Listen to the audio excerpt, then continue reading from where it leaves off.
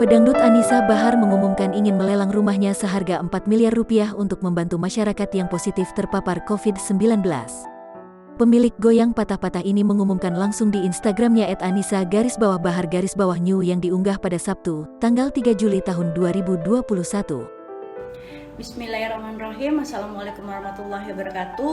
Untuk membantu masyarakat yang tidak mampu, yang sekarang sedang terpapar COVID-19 dan berjuang melawan COVID-19, saya Anisa Bahar berniat melelang rumah saya seharga 4 miliar yang nanti dananya akan saya sumbangkan dan saya alokasikan untuk membantu masyarakat yang membutuhkan, yang sekarang sedang berjuang melawan COVID-19.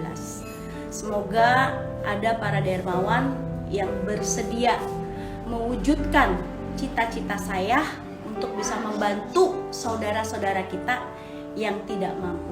Terima kasih. Wassalamualaikum warahmatullahi wabarakatuh. Salam sehat untuk kita semua.